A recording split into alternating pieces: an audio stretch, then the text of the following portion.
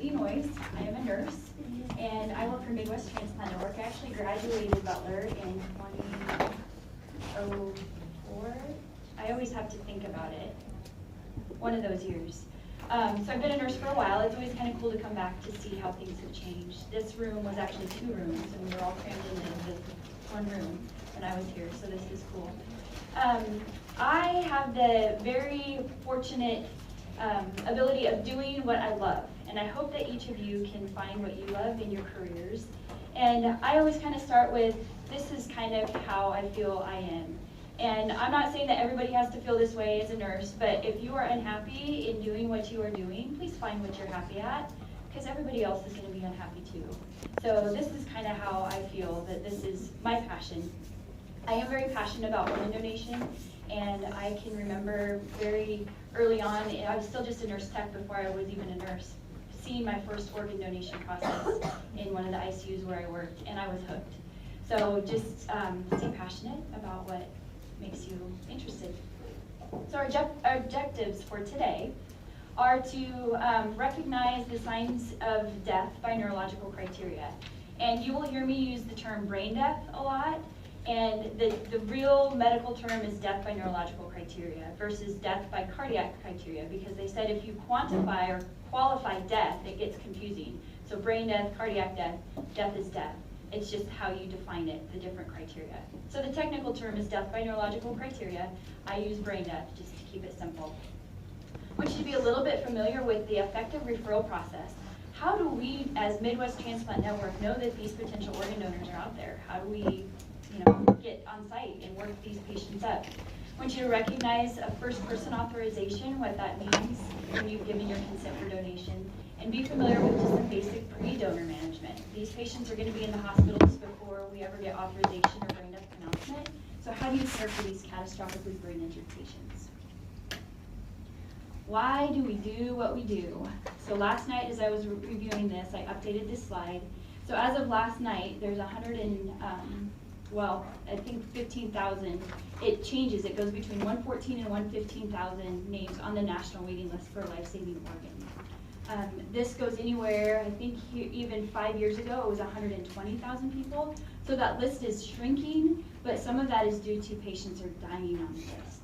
As you can see that there are 22 patients that die every day on the waiting list. And that doesn't even count those that are too sick to get to the waiting list. A new name is added 10 minutes. So you can imagine through the day, that's a lot of people that get added. And last year, nationally, there were 10,000 organ donors, and we had over 36,000 organs transplanted. And that's a record for the nation. We broke 36,000 last year for the first time. Out of the Midwest Transplant Network area, we had 245 organ donors, and we cover the state of Kansas and western 2/3 of Missouri. So out of that, and that was a record year for us. We'd previously done 220 the year before that. So whether that's more people are dying or whether that's more people are saying yes to donation, we haven't quite figured that out. But death is going to happen whether we're involved or not, so let's make something good come from it. Anybody been involved in any donation or transplant processes? You seen any eye recoveries? Yeah, I know, I recognize some people. Okay.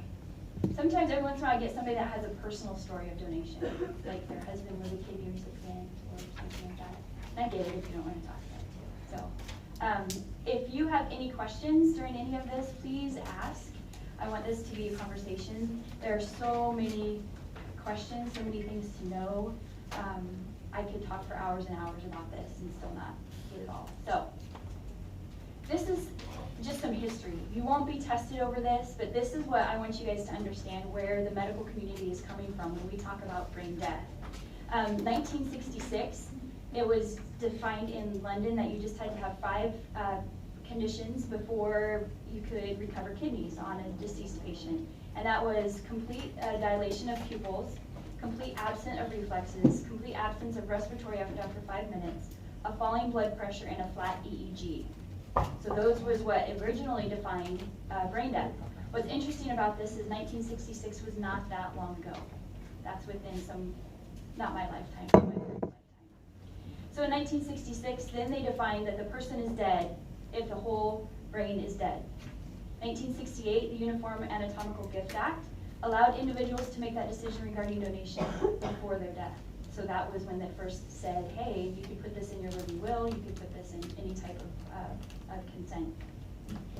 And then in 1975, death shall be determined by the clinical judgment of physician using the necessary, available, and currently accepted criteria, but it didn't define any of that criteria. So one physician could say, oh, this is my acceptable criteria, and another physician could say, well, this is my acceptable criteria. And so this is how we got those stories of, hey, I was on the, they were rolling me to the OR to recover my organs, and I woke up, type thing, because brain death and the testing process was not defined. So in 81, the president, the commission said, we need to get our act together, we need to do a little bit better job of this, and the Uniform Determination of Death Act was passed. 1995, the Academy of Neurology published 3 clinical findings, so you had to have these findings, so at least this is more defined than just whatever the physician decided. But it wasn't until 2010 that the AAN published a paper called Evidence-Based Guidelines for Determining Brain Death in Adults. And this is what we still use for determining brain death in adults.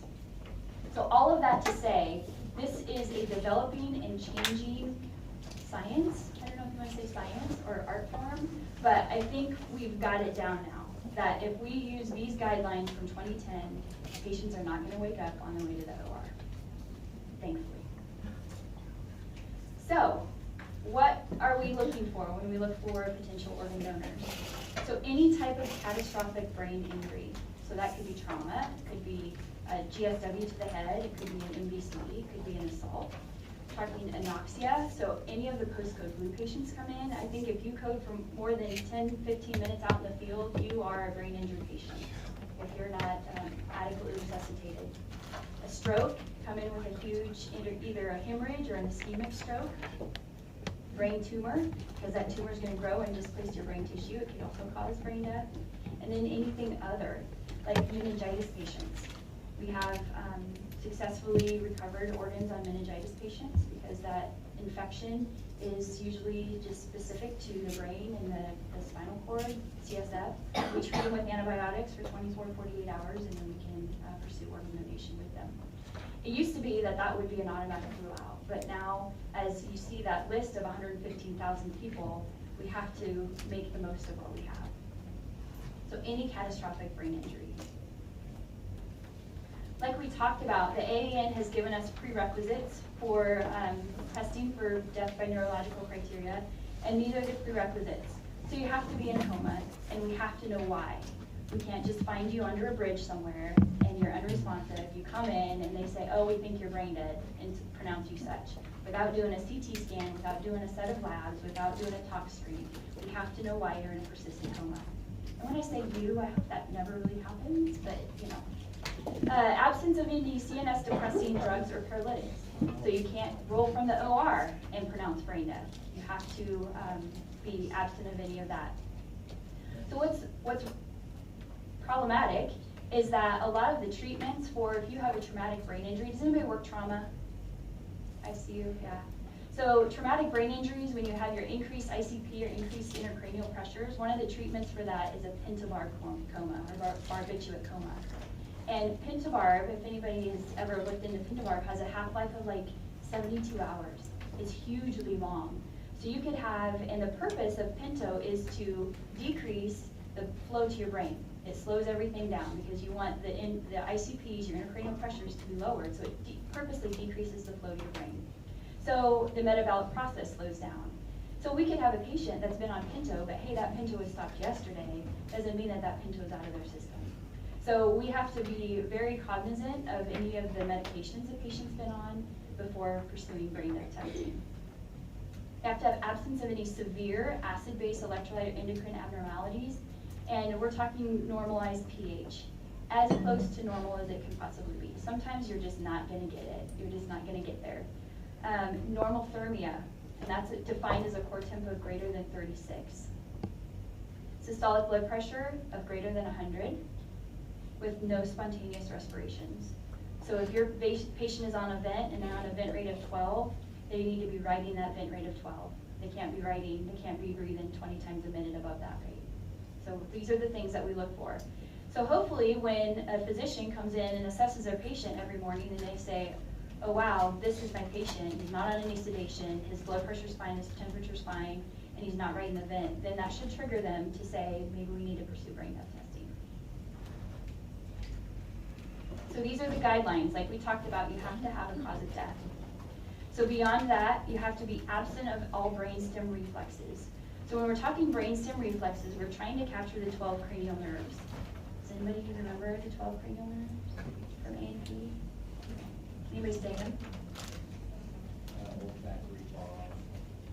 Yeah, there's like a mnemonic. You've gotten more than anybody else has before, right? Yeah, there's like a mnemonic. So anyway, there are some that we can't test. We can't test taste, we can't test sight, we can't test touch, we can't test smell, but these are the ones that we can test. So we're testing the pupils, are they reactive?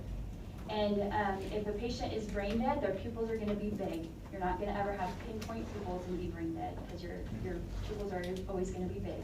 They're not necessarily going to be blown at like 5 or 6, but they're going to be 4 plus. The oculocephalic reflex, this is called doll's eyes. So when you open, you prop their eyelids open and you turn their head, do their eyes turn with their head or do their eyes stay at a point? So we test this. Facial sensation, so that's the nauseous stimuli up under the eyebrows.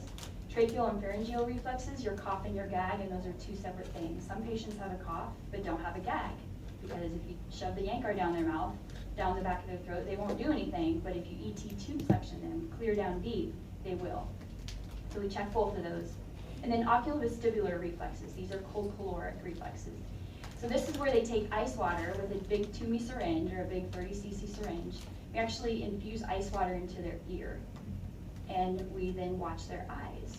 So if the reflex is intact and that ice water goes in, the eyes will turn away from the cold. If the eyes will actually move, if that brainstem reflex is intact.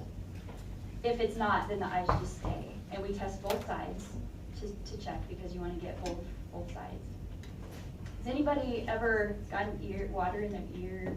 I mean, drives the heck out of you, right? So I don't recommend doing this on anybody that is alive, meaning has brainstem reflexes intact. It can cause intractable, like vomiting, like hit the ceiling type vomiting.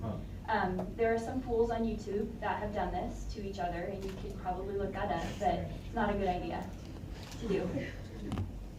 So once you have assessed all of your reflexes, you know you have a cause of death, you know that they're in a coma, then the apnea test is the confirmatory test that we use, and I'm going to talk about an apnea test here in a little bit. Sometimes you can't test these reflexes on a patient. What would be an instance where you can't test all of these? What about pupils? So let's say it's a gunshot wound to the head, and the entrance wound is right here, and the patient's eyes right here. Can you test that pupil? Can you assume that that pupil reflex is absent just because you can't test it? You can't.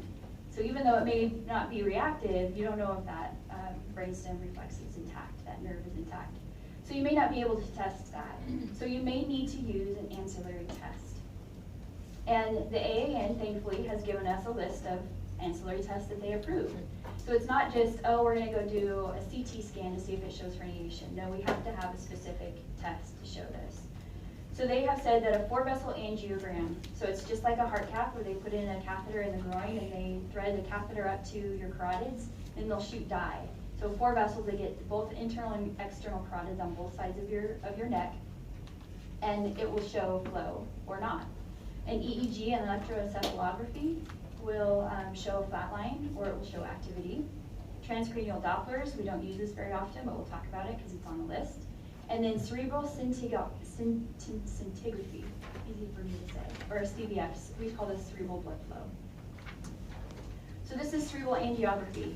There on the left is a normal blood flow. You can see lots of blood vessels that are going through, lots of blood flow, good deal. On the right there's no blood flow. And usually you see the dye, it'll go right up to the bottom of the ears and it'll stop. So there's blood flow up in the carotids up to the bottom of the ears, and then it doesn't go past the foramen magnum, it doesn't go up. So that's very definite for brain death. There's no blood flow to the brain.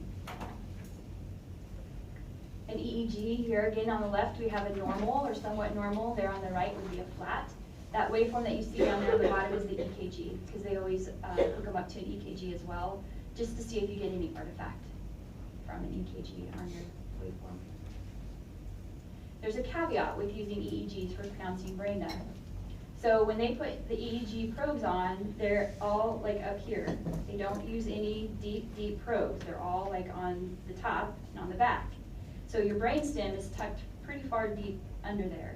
You can actually have a completely flat EEG and still have some respiratory effort because it doesn't always capture the deep brainstem reflexes.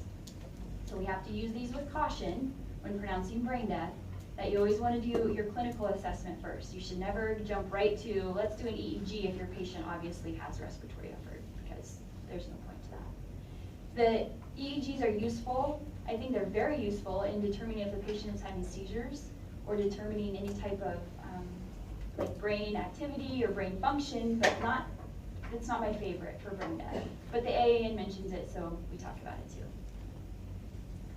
So this is transcranial Dopplers, and these are not used here in Wichita. We don't have any physicians that use transcranial Dopplers for pronouncing brain death. They do use them to see if there's vasospasms, to see if there is good blood flow, like if you have somebody that's got an ischemic stroke, they can use these. But again, it's just maybe not the best way to use them for brain death. And then this is a cerebral blood flow or a scintigraphy scan. And there on the right is the normal one on the top where it's all dark. So blood flow would be basically they inject an isotope into the patient's bloodstream and then they wash it. Not quite like fluoro, but a little bit like the live x-ray. So there on the left it's called an empty cranium. So with a hot nose. So there, that little dot in the middle is their nose. So they've got good blood flow to their nose, but their cranium has no flow. So that's very indicative of brain death as well. So if your patient has a catastrophic brain injury, you know why they probably are brain dead. You've done your physical assessment and they're not on any sedation, you got a normal temperature, normal blood pressure, then here is what we are going to do next. So the AAN has said the only confirmatory test is an apnea exam. You can use an ancillary test if you cannot do an apnea, but the apnea is the way to go with everybody.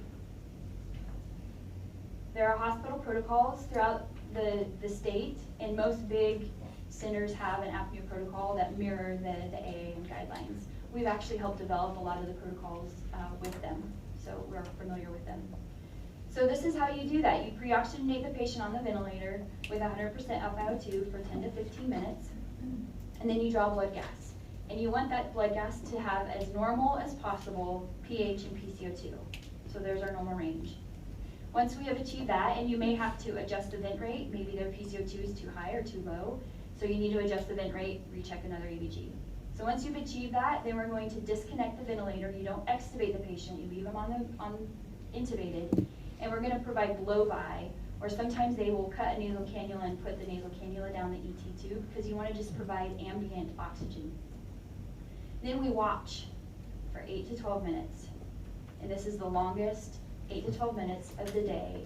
And if your family standing there at bedside watching this, this will probably be the longest 10 minutes of your life. So we are watching to see if the patient breathes at all. If there's any instability, if the patient drops their blood pressure, if they deoxygenate, obviously we're going to abort the test, put them back on the ventilator, and then maybe pursue an ancillary test. What we are looking for is a rise in their PCO2, 20 from baseline and above 60. So if the patient hasn't had any respiratory effort in 10 minutes, we're going to recheck another ABG before we hook them up to the ventilator, and that's what we're looking for in that ABG, is a rise in their CO2. So if you start with a PCO2 of 35, even though that's normal, 20 from baseline is only 55. That's not consistent with brain death. You have to get above 60. So you have to go, 25 points.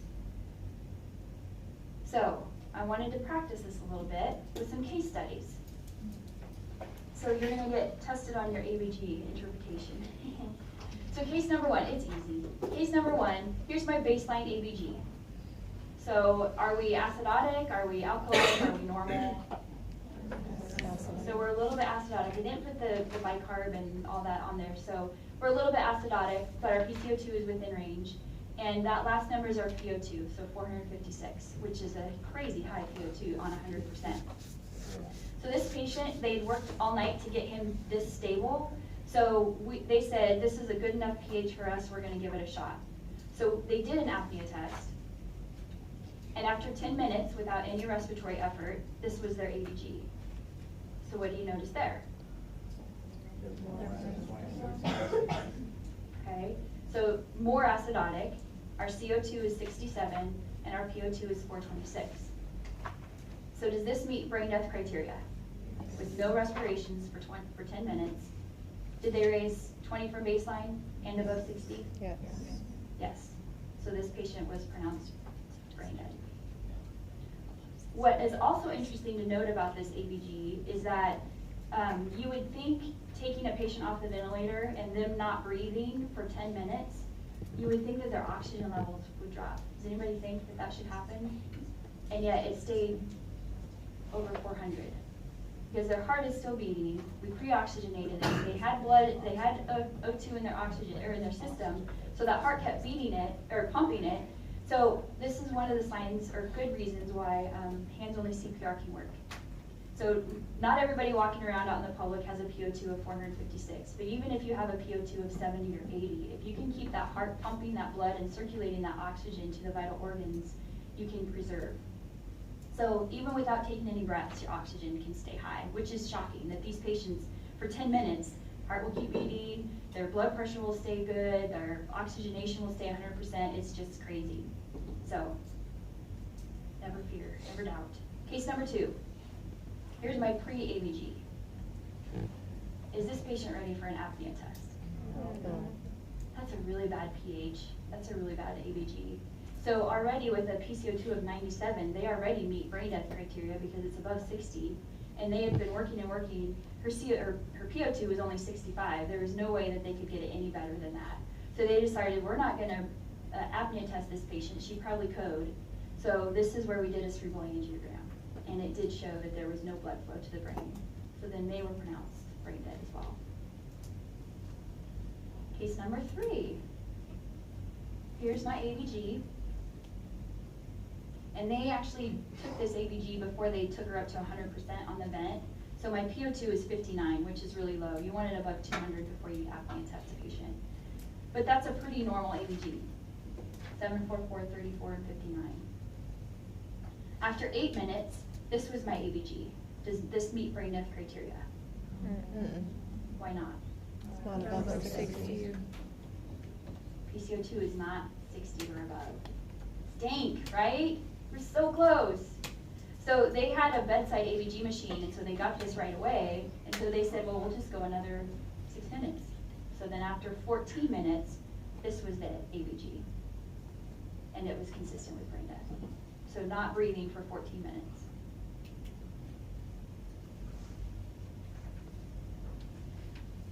I did just want to note, in doing an exam on a patient, that you have to have some, like we talked about, some prerequisites. One of the things was temperature. So you have to have a temperature of 36 or higher. Does anybody work in the CICU or CCU? No? Anybody taking care of a hypothermia patient on clinicals? So they purposely cool those patients down to about 33 degrees. And I'm here to tell you that if your temperature is 33 degrees, you very likely will appear brain dead, because that's really cold. Your pupils are probably not going to be blown, but you're not going to be doing much, because that's really cold. So on those patients, hypothermia patients, you know, I've gotten referrals from a bedside nurse saying, yeah, this patient was found down, we coded him for 30 minutes, we got him back, now they're in the ICU, they're giving me all their vitals, and I'm like, well, what's their temperature? I don't know, we haven't checked. Like, would you just mind slipping in there and checking a temperature? Oh yeah, the temperature is 34. All right, why don't you warm the patient up? I'll check back in 3 hours. I call back and, well, you know, the patient's now moving around a little bit because their temperature is 36 after a bear hug or warm fluids or whatever. So your patient has to be warm before they can be dead. It's just like if you find them out in the field, they have to be warm before they can be dead. You know, the whole water submersion type thing. So Anyway, I always want to mention that just because it can throw people for a loop, for sure, temperature. So time of brain death is your legal time of death. If a physician pronounces you deceased, you are deceased. That is the time that will go on the death certificate that the family gets from the funeral home. And then time can be of the essence. That if a patient has declined to the point of brain death with any kind of brain injury, they're usually not the most stable. And so they could be on 3 or 4 pressors to keep their blood pressure up. They could be getting IV fluids. They could be getting a whole slew of other medications just because the process of herniation is so detrimental to the system. We'll talk a little bit about that. They can be very unstable because they not only have lost their brainstem function, but they've lost their autonomic response. So they can't control their blood pressure, their heart rate, their temperature. Like I said, they'll be room temperature. If we sometimes will go in there and do procedures with a patient and we'll take them off the bear hugger, the temperature will drop to 2 degrees just in the 30 minutes. So they can become very cold very quickly. So our role, where do we come in on this? So the CMS, so once you kind of get the state involved or the government, whatever. So the CMS started funding procurement, kidney procurement, because they decided that it was a lot cheaper than paying for dialysis and with end-stage renal disease patients. So you could return to normal activity and work after transplant. And then the need to separate those who do the actual procurement of the organs and those who do the transplanting. Because as you can imagine, if you have a surgeon that comes in and is like, oh, this patient is brain dead, I'm going to take him to the OR to transplant my other patient over here. That gets a little bit murky. So they said things need to be very defined. We need to have a separate group of people that deal with the procurement and then another people that deal with the transplant. So that's kind of where Midwest Transplant Network and all the other organizations came to be. Again, this isn't stuff that's going to be tested, but hopefully most of you will be working here in the region, so you'll see our name. So I wanted you to know a little bit about us. We are based in Kansas City. This is just some of our statistics. We do have a mission statement, and it's saving lives by honoring the gift of organ and tissue donation with quality and compassion. And then, like I said before, we service the entire state of Kansas and the western 2/3 of Missouri. So we will travel. We travel to wherever our organ donor is, whether that's in Pittsburgh, Kansas, or in Garden City, Kansas, or Columbia, Missouri, or wherever. We will go to where we need to be. And there are 58 of these organizations nationwide, so we're not the only one. So any hospital that is CMS reimbursed, which that's all of them for the most part, is required in the conditions of participation to have an agreement with an organ procurement organization. So that's kind of where this relationship starts between Midwest Transplant Network and Wesley Medical Center, that we have this agreement. And that agreement states that for these referrals, for these patients, they will make a referral to Midwest Transplant Network within an hour of a patient meeting clinical triggers. And we'll talk about the clinical triggers here in a minute. So then a call is placed by the bedside staff to a screening center, and then that's where they get just basic information. And then we'll get more in-depth screening with the nurse if we need to. Again, sometimes these patients are so busy, it may be, hey, I'm just trying to get them admitted and stabilized, and we'll call back. Last year, we took, I'm trying to remember the call center that we have up in Kansas City, I think took over 20,000 incoming referrals on patients. Now, that doesn't mean that we had that many deaths, but any of these patients that meet clinical triggers should be referred. They may get better. Doesn't mean that they died. So these are the clinical triggers that we have defined for all of our hospitals here in Kansas. So, and we want, within the hour, once you recognize this, and it's hard to see. So there are a bunch of these cards up here, little badge cards, that have the same information on there. So the clinical triggers are if you have a patient that's on the vent that has a known or suspected neuroinjury. So again, these postcode blue patients, if they've coded for more than 10 or 15 minutes, they likely have an anoxic injury. Your CT scan on admit may be normal. That's because the cerebral edema hasn't showed up yet. If you recheck a CT 24 or 36 hours later, there's probably going to be edema on that. So if you suspect they have a neuroinjury, your patient should probably be referred. So on the vent with a known or suspected neuroinjury and a GCS or a Glasgow Coma Scale of 5 or less. And to try to make it simple, there's a Glasgow Coma Scale on the back of this card. Some hospitals are not using a GCS or documenting a GCS anymore. Pretty much if your patient isn't up, like awake and talking to you and waving at you and writing notes, then they should probably be referred to us. Again, make the referral. We may follow 24 hours later, the patient is awake, writing notes, and they're gonna get extubated. That's great, we'll close the referral out. Thank you very much. But on the off chance that that patient does not improve and gets worse, then we'd rather know way early than way late to try to facilitate getting better. Again, there's just another snapshot of the Glasgow Coma Scale. And here's my soapbox, a pet peeve of mine. What is the lowest GCS you can have? Thank you. So when I get a call from the nurse and they're like telling me all this stuff, man, my GCS is like 0. And I want to ask them what their GCS is, because I'm pretty sure that you can be dead and cold and have a GCS of 3 or 2T if they're intubated because they're not talking. So anyway, don't ever chart a GCS of 0, please don't. This is a great tool. Again, it's just a tool in your assessment. GCS does not capture brainstem reflexes. So just because their GCS is 3, they could still have brainstem reflexes. This doesn't capture pupils. This doesn't capture a gag. Doesn't capture respiratory effort. So again, it's a tool to use. It's a good screening tool, but always assess your patient for sure. So maintaining the option of donation, and this is your guys' role. So again, before we know that these patients are out there, if the patient is not maintained and it's not taken care of, then the option for donation is taken off the table. We would never get to transplant these 115,000 people on the transplant waiting list. So we have also helped develop what we have called catastrophic brain injury guidelines. We call them CVIGs. And we have these really cool pamphlets that we can hand out, or these flyers that we can hand out to bedside staff. And sometimes you'll see them posted up on the units too. It's also a good resources for new residents, because sometimes they have absolutely no idea what they're doing. And for real, like I say that in the best of love, they really don't have any idea what they're doing. So they have to Google it. So if I can hand them, hey, this is how you care for a really brain injured patient, they're like, oh, this is really nice, and slip it in their pocket. So we want a blood pressure to be systolically greater than 100. Whether they're on 1 pressor, no pressors, or 5 pressors, you need their systolic pressure to be greater than 100.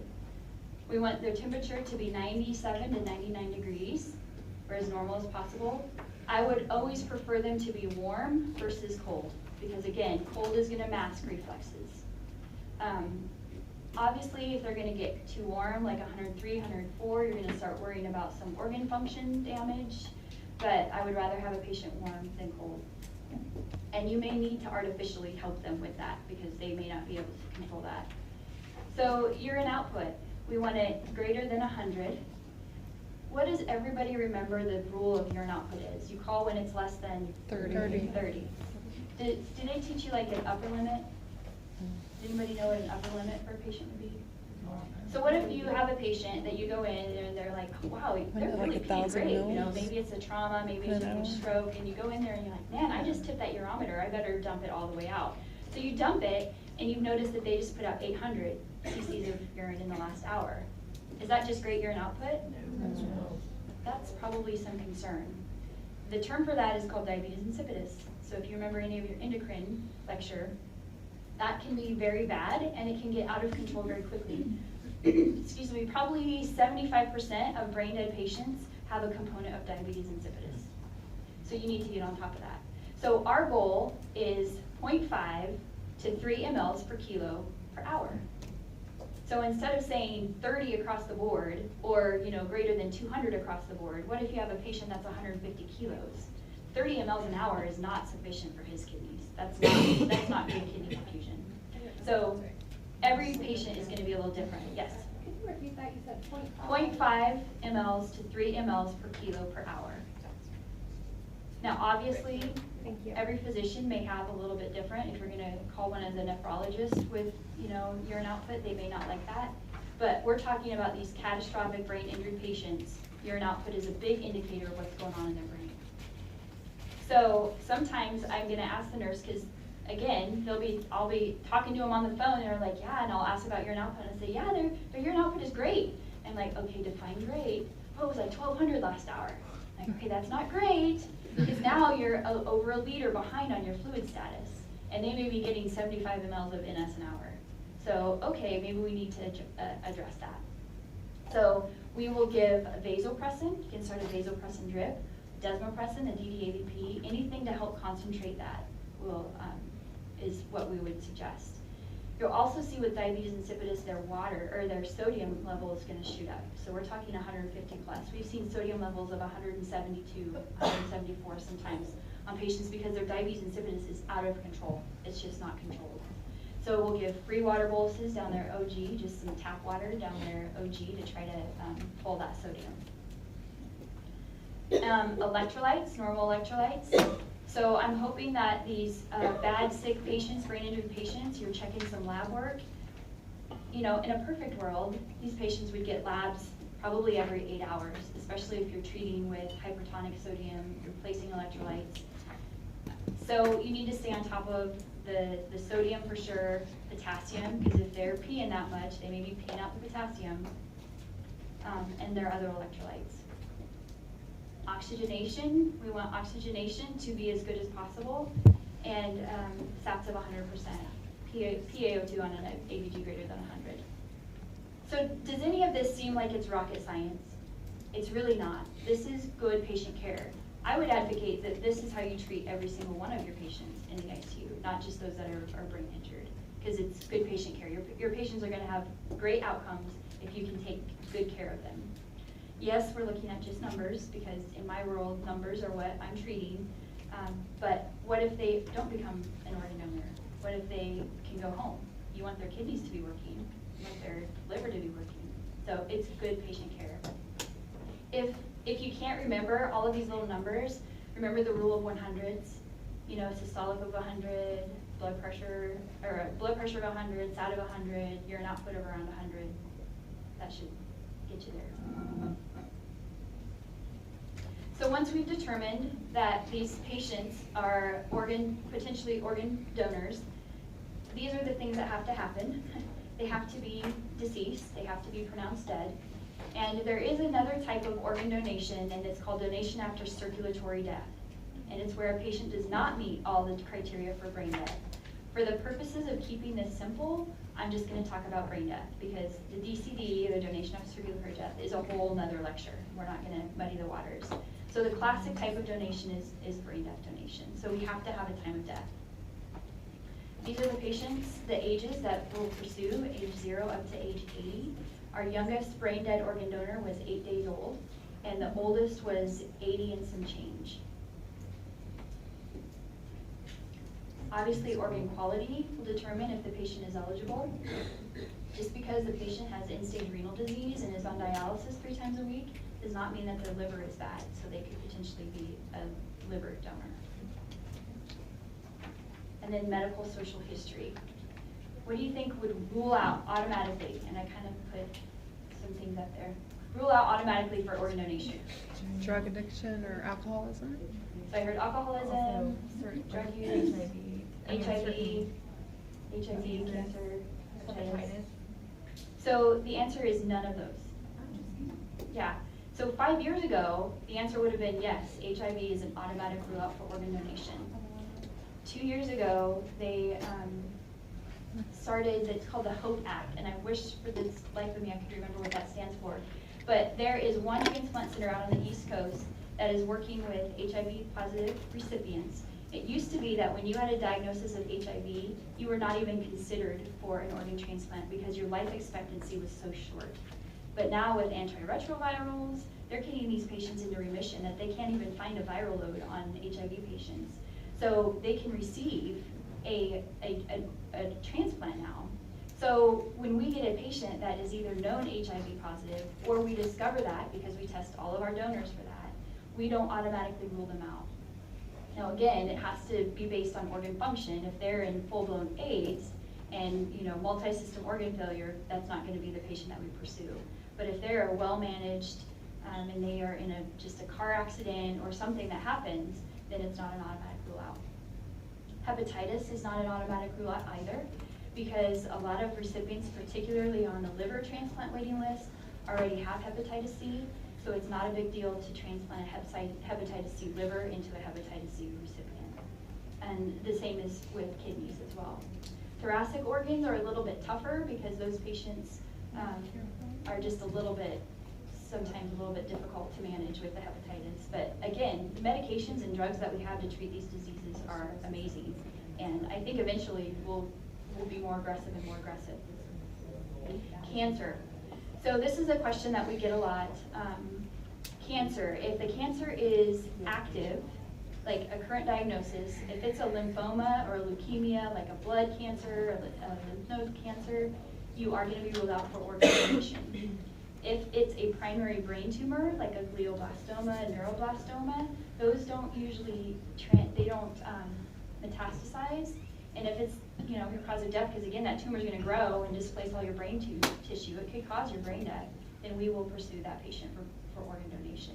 Because those tumors don't spread. They stay primary brain. Now, if it's like a Mets from the lung to the brain, then no, we won't. But sometimes if it's just a primary brain tumor. The other part of that is that I'm talking specifically about organ donation. Tissue and eye donation is something different. And I will touch on that a little bit here at the end. But tissue and eye donation is, their screening process is a little bit different. And again, I'll talk about why that is. So, authorization. So the bedside nurse, you're taking care of this horrible stroke that's come in, and you've made the referral, and you said the physician is setting up to do brain death testing. So we are going to send some of our staff on site.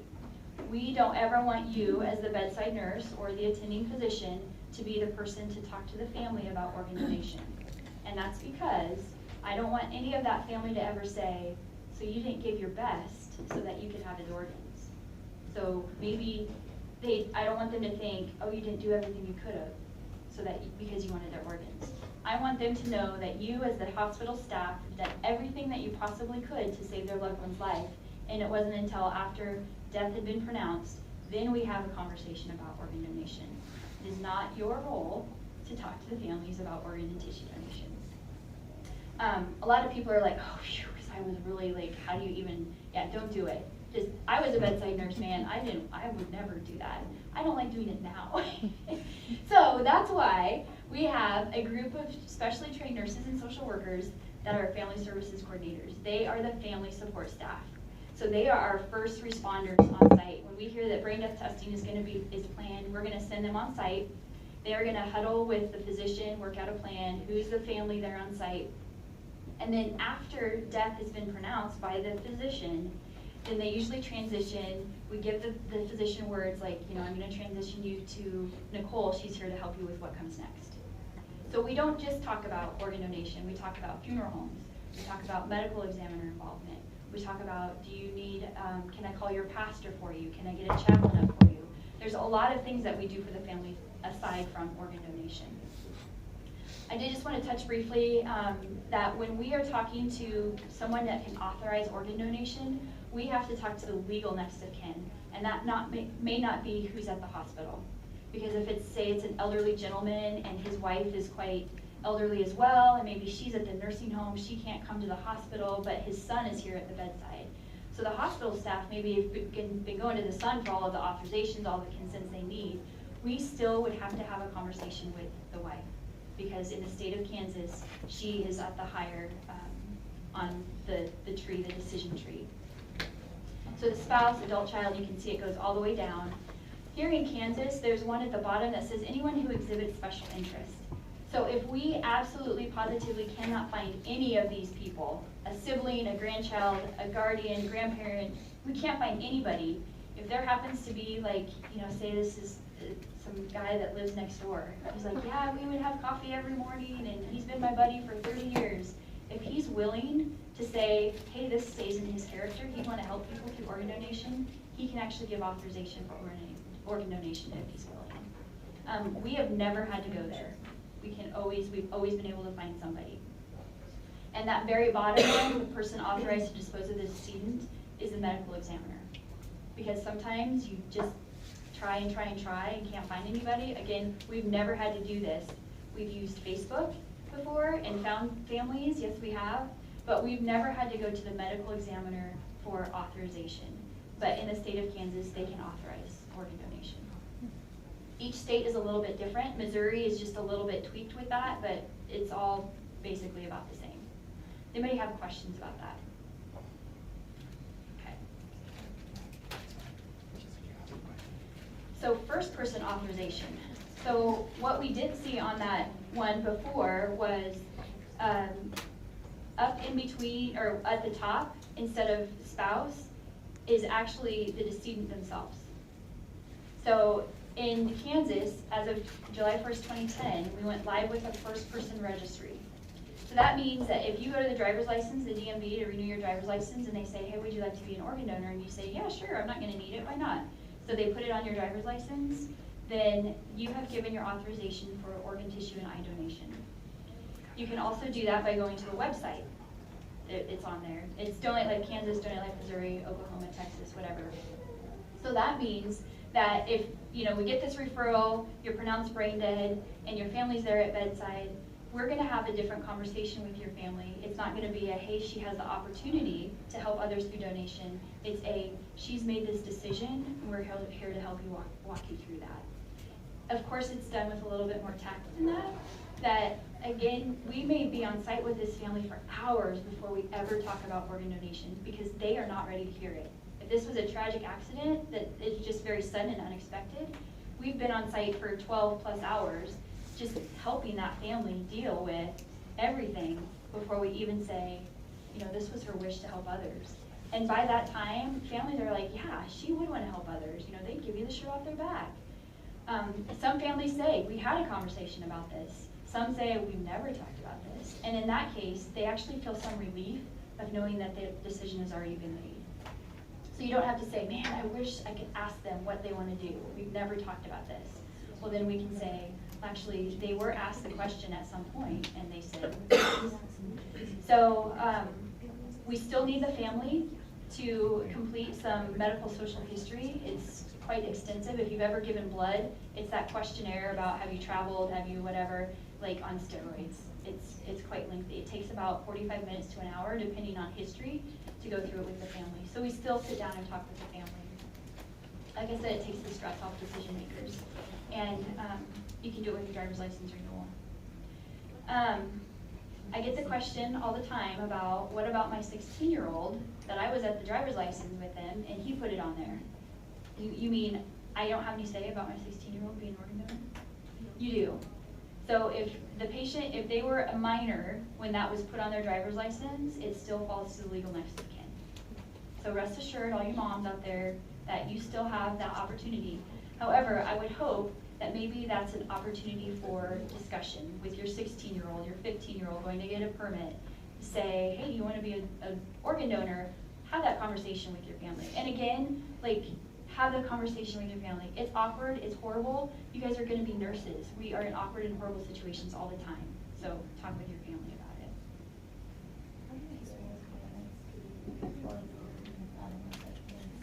Opposed. Yeah, so her question was, how do we deal with families who oppose first person authorization? And it does happen. We spend a lot of time and effort preparing for that so that it doesn't happen. But when it does, first of all, we call in a second family services coordinator, that maybe it was just how the families didn't mesh. So maybe we need a fresh face. We then call in a hospital chaplain, and we notify the charge nurse on the unit, because again, maybe there's a staff member there at the hospital that family has a lot of good rapport with and trusts, and they just need somebody that they are familiar with and can trust. So we have had instances where families have said, no way, we're not doing this, and a lot of it has to do with they want to be able to say no to something. They've had no control over what has happened. They've just lost their loved one. They want to be able to say no to something. We have only ever walked away, in my experience, in the 8 years I've been doing this, we have only ever walked away from opposition, I think twice, and it happened up in Kansas City, and it was because it was for religious reasons, and we were able to kind of put the pieces together in that he was not English was a second language to him. And when he got his driver's license, we honestly think that he did not know what he was saying yes to. And the family said that it was completely against their religious beliefs. And not just because, you know, they were mad or because they're angry, they just said, we do not do this. This traditionally, we will not do this. And so we were able to very comfortably say, we believe that he really did not know what he was saying yes to because of the language barrier. There are times that families say, I've had families just say, okay, fine, do whatever, but I don't want to see you. I don't want to see anybody in the room. So I will like be around the corner doing my little stuff, and then they will say their goodbyes before we roll to the OR. And they don't want any follow-up. They don't want to know the lives that they've touched or saved. They just don't want anything. That makes me a little sad because, you know, that's a legacy that they're kind of missing out on.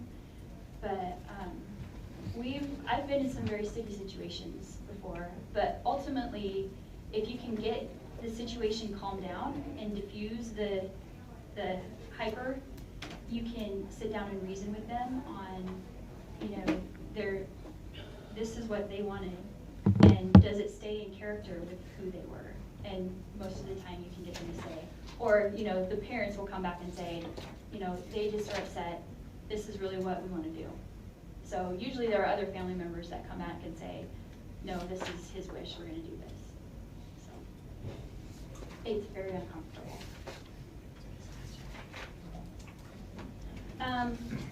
So again, like we talked about, we usually have a very unstable patient, well, stably unstable. Again, they may be on many, many drips. I have this picture here, and that just makes me happy because I love to see that when I walk in the room because I'm a little bit twisted, except that that patient's on propofol, so I better not ever see that running when I walk into one of my patients' rooms because they should not ever pronounce a patient brain dead on propofol. But besides that, I'm like, yeah, challenge accepted. I had the most strips I ever had a patient on was 12. I was replacing electrolytes and pressors and had him on 12 different drips. So that's fun. So our goal is to correct the electrolytes from the huge mess that has happened with brain death, wean them off vasopressors if you can. We do a lot of ventilator management to pop up and open up the lungs, and then we just trend lab work. So this is an x-ray, and I know not everybody can interpret x-rays, but you should know that air is black on an x-ray. So when you're looking at a chest x-ray, you would like to see more of the dark than white. White is bad. White, boo. So there on the left is an x-ray when I first got started. And I was like, all right, challenge, bring it. And then there on the right is the x-ray before we went to the OR. So we can do a lot of really tricky things with the ventilator. We do recruitments where we take the pressure, the PEEP on the ventilator up to like 40, and normal is like 5 to 8. So we take the PEEP up to 40 and just pop open those little alveoli, and they just open. So you get rid of all the atelectasis, all of the crud that's down there. Remember, this patient doesn't have a cough reflex. So if it's down there in their lungs, it's going to stay down there. So we bronch them, we clean them out that way. Then we also pronate the patient. And sometimes we'll even do CPT while they're prone. So we flip them under their belly, because again, all that grummus is going to stay in there until we get it out. So we flip them under their belly, tip them on their head, and do CPT and shake it out. We'll just have secretions that just pour out. It's nasty, but it works. And then you end up with a pretty chest x-ray. So when you get on site and you're like, oh, that's bad, we're not going to get these lungs. Nope, stay tuned. Give me 3 days. I'll get them. Yeah. It takes a lot of really hard work, but we get there. And then sometimes you're just done. So we work 24-hour shifts. We do, when we get on site, we're there, we work 24 hours, and then the next person comes on for 24 hours. So case length is anywhere, if it's a brain dead, young, healthy patient, it could be, I think, we've had 56, 60-hour cases, long cases, where we're there on site with the patient, managing the patient. And that's because when we have a young patient that is an MVC or is a trauma of some kind, their heart, when the process of herniation, there's a huge catecholamine release. And so their autonomic system just goes, oh, sorry. And it just, like everything just dilates out. So if you get an echo on these kids right away, their EF is gonna be 20% and their heart's just gonna be like, blah, blah, like hypokinesis, like no movement at all. So you're like, oh man, you know, this 20-year-old heart, I'm not gonna get this heart. Well, if you give them 24 hours, you give them time, support them with the pressors, start weaning the pressors, give them the fluid they need, make sure electrolytes, you can repeat that echo and you'll have an echo of EF of 55% to 60. So just because when you get on site, like that chest x-ray, your first snapshot is not gonna be the final, so stick around, but it takes a lot of really hard work. Again, what if you guys didn't take care of those patients great and you were 8 liters behind because they've been peeing out and you're not on top of that? So then you're already 8 liters behind. So then, you know, then your kidneys and your creatinine is gonna start rising and your liver enzymes are gonna start rising. So it's all of these things that get us to the point of, hey, we have this perfect liver for you and we're gonna make this offer and here you go. So when we are done, yes ma'am. When you guys arrive on site, do you assume all of the patient care, or does the staff nurse still work with you? Yes, very good question. She asked, do we assume all the patient care when we get there, or do we use the staff? So we assume MTN from the time of authorization, we assume all of the cost of the patient and the care in that we become the attending physician. So we still have to have a bedside nurse and an RT and all of that because we don't have access to all of the Pyxis or the Omnicell. So we still work in conjunction with the bedside staff. So RT still manages the vent, you know, we give them the orders. If you get a crazy lab work called you from the lab, you give it to us. You don't call the physician because that attending physician has a deceased patient. They actually will write a discharge summary because that patient is deceased. So then we become the attending physician. A lot of times the patient is dismissed and readmitted under a different medical record number so that everything that we do is on our tab and then we pay that bill. But yes, no, we still have to have the bedside staff. And most of the staff is excited to work with us. They're usually like, yeah, you know, or they'll argue or fight over who gets to have the donor. Just because it's fun, you know, and we like to joke around. You know, I work in a horrible, horrible situation. Every single time I come to work, somebody has died.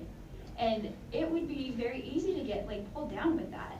But I can also see the things on the other end of it that, you know, there's 5 people out there that are getting a good phone call today. They're not getting the phone call of your loved one's been in a horrible accident. They're getting a phone call of your loved one is going to get a new life. So it's hard to, so I use humor a lot, so I hope I don't offend anybody with that. So yes. So you guys have like specializations to like, you were saying you have like an 8-day-old AIDS patient. So do you have specialties donor nurses that you see? We don't, unfortunately. I wish we did because I'm not a peds nurse and it makes me just a little bit puckered when I have to do pediatric cases. And I'm not a trained pediatric nurse. So orientation, you know, just a bunch of training with that. I rely so heavily on my peds nurses when I'm in the PICU. And it's more of a, okay, when you get nervous, I'll get nervous. Because for me, a heart rate of 170 makes me a little nervous. But they're like, it's fine. I'm like, okay, well, you tell me when you get nervous. But no, we have to do it all. So we kind of have a broad range. I'm adult critical care, born and bred, but I do work in peds. So once we think that everything is as good as it's going to get, our off pressors, our EF is great, our PO2s are awesome, my creatinine is good, everything is looking awesome. He may just be on a little bit of maintenance, you know, may have started on 4 pressors, but now he's just on normal saline at 150. So then we start looking for the matches. And this allocation is what it's called. This allocation process can take anywhere from 4 to 12 hours sometimes to find matches because we have to find a home for every organ before we go to the OR. We can't go to the OR and take out a kidney and then go back to the ICU and go back and take out, you know, obviously. Families ask us that sometimes, if they come back to the ICU, or can you go and take this and come, no, it's one big OR. So geography plays a big part in who is gonna get the organs. And it's going to be the sickest patient in the nation that's closest to my patient. So it may not be the sickest patient, like, in the whole nation, but it's the sickest patient that's closest to my donor. And then blood type and HLA. And I'll talk a little bit more about HLA when I talk about transplant. Size plays a big difference because you can't put 6'2" lungs in a 5'2" little lady. They just don't fit. Like, you can't squeeze them in. Same with liver and heart. You just can't get them in there. And then the severity of illness. So the list is run by, if you say you're in liver failure, you are going to be given a score. It's called a MELD score, Model for End-Stage Liver Disease. And the highest score you can get is a 40. So if you have a MELD of 40, your life expectancy is 7 days or less. So you are in fulminant liver failure. You're going to die without a liver transplant very soon. So again, those patients would be at the top of my list when I run my list, and they get the first offer, and it goes down from there. So I just work on starting at the top of my list and work my way down. Like I said, sometimes they decline for size, sometimes they decline for a whole bunch of other different reasons, but until I get everything placed. Patients can be listed on the waiting list just for the length of time on the waiting list, which kind of sucks, and that's specifically for kidneys, because you can live in complete kidney failure and still be on dialysis and still be alive waiting, whereas if you're in complete heart failure, yeah, ECMO's good, LVADs are good, but you just don't live. So time of waiting gets you points. So you could be on the waiting list for 3 years, whereas if you're listed tomorrow, you're probably going to have a lengthy wait. So once we have all of the organs placed, and we have to coordinate then, say my heart is going to go down to Baylor in Texas, but my lungs are going up to Michigan, and my liver is going to go to Colorado, and my kidneys are, I don't know where they're going to go. So I have to coordinate all of these different teams. They all fly in to where I am, so they all fly into Wichita, and then they all come into the same OR. They all have to play nice in the OR, so we have an OR coordinator that's their job to make sure that everybody plays nice in the OR. Because I don't know if y'all worked with surgeons, but that's not always the case. But it's a huge amount of coordination of getting all of the teams there for one OR and all agreeing on the same time. Because this patient, this recipient may be 3 hours away, so they have to drive to the hospital. Well, this recipient over here may be in hospital on LVAD, and we need to go to the OR right away. So it's just this whole coordination of things. Yes? So does each team bring their own surgeon, and their surgeon takes their thing? Yes. Not one surgeon dispersing? Right. So each surgeon, each receiving or accepting transplant center will come recover their own organ. So if they've accepted the heart, they're going to send a surgeon and likely a couple of people to come do the heart recovery. The exception to that is sometimes the abdominal teams, like if it's liver kidneys, a lot of times the liver surgeon will also recover the kidneys for the kidney transplant centers. They won't just, the kidney centers won't send, just because that's what they do all the time and it's just easier. So the liver surgeon usually covers liver and kidneys, and sometimes pancreas, but if it's lungs, heart, then those teams all come in. You have more questions? So the kidneys are separated, one person doesn't get both? Yes, up to about the age of 7 or 8, kidneys will go en bloc to one recipient. So if we have younger pediatric cases, those kidneys will likely stay together and likely be transplanted into an adult.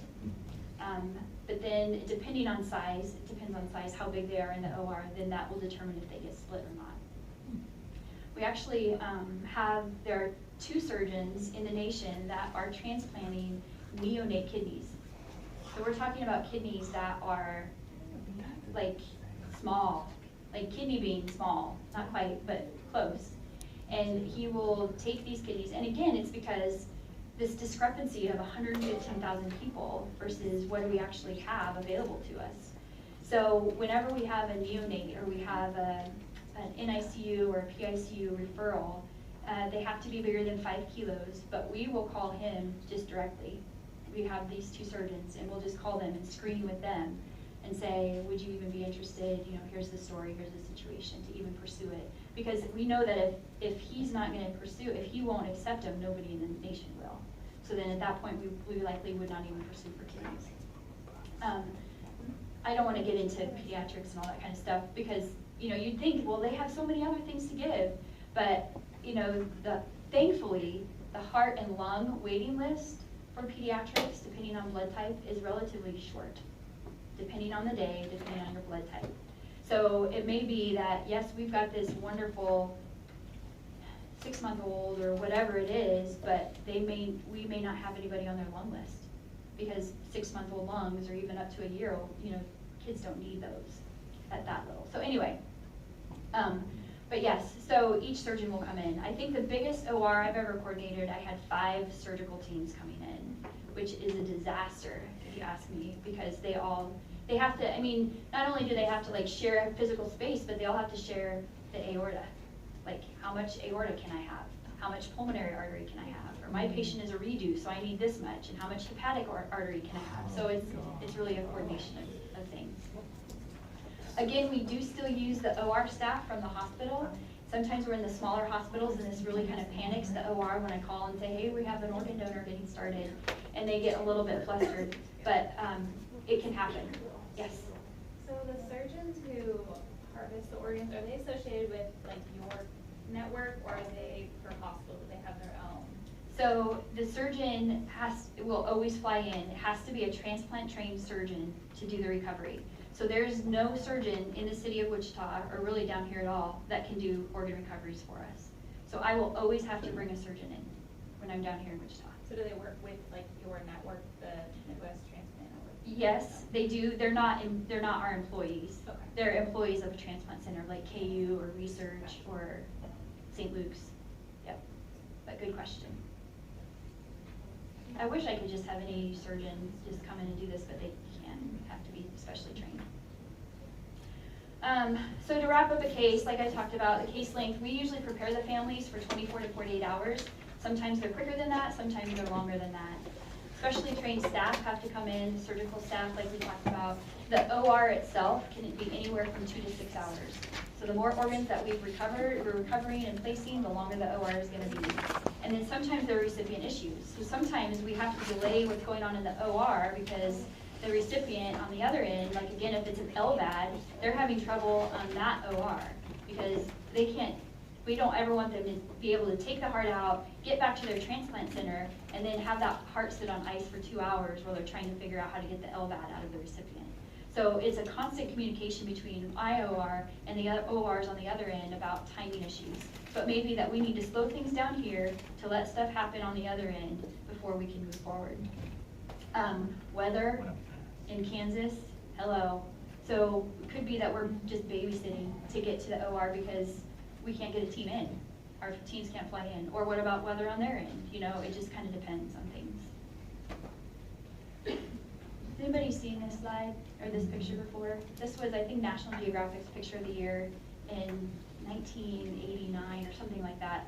But this was a 23-hour OR that happened. It was the first transplant. And I think, I want to say it was Sweden or somewhere. It was not in the United States. But this speaks a lot to me just because I've been there. And the recipient actually lived for 30 years after that. And he just died in 2017. So that just speaks a lot. You can see the coordinator in the back. He's asleep in the corner. So I actually had the opportunity to recreate this picture somewhat. So that's my OR coordinator, Tom. He's found a flat surface that wasn't a floor because he was so tired, and he took full advantage of it. So he's laying down in one of the carts, and I'm sitting outside the OR trying to allocate I had to reallocate my liver because, anyway. So I was like, I'm going to snap this picture of him. So sometimes that's what it takes. I'm going to skip this case study just because we don't have time. So real quickly, we're going to touch on tissue donation. How I said, organ donation is one thing, tissue donation is completely different. So tissue donation, these referrals can come from anywhere that has patients pass. So nursing homes, hospitals, obviously, and coroner's offices. Sometimes we get referrals from hospice places because they are in the home with the patient and the patient passes, and they can make referrals to us because they're still eligible for tissue and eye. This referral will happen after the patient passes. So these are not necessarily ICU patients. Yes, ICU patients will get these referrals, but these are from the floor, like any comfort care patient, any patient out on the floor that passes. So you have a time of death before you make the call versus you have clinical triggers on the other one. This screening criteria is going to be a lot pickier than what organ donation screening criteria is. And that is because the numbers for organ donation, out of all of the deaths that happen in the United States every year, only 3% of those deaths ever happen in a way that the patient's eligible for organ donation. You don't need to know all this. This is just numbers. So 3% of the people that die are eligible for organ donation. Out of 3% of those deaths, we get authorization 1% of the time. So that pool of eligibility and that pool of organ donors is very small. So we are not as picky as if you consider everybody that dies, for the most part, in the United States is eligible for tissue and eye donation. So that pool is ginormous. So they can be picky about HIV, hepatitis, cancer, infection, all this other kind of stuff because they can. They have the pool to do so. Organ donation does not. So we will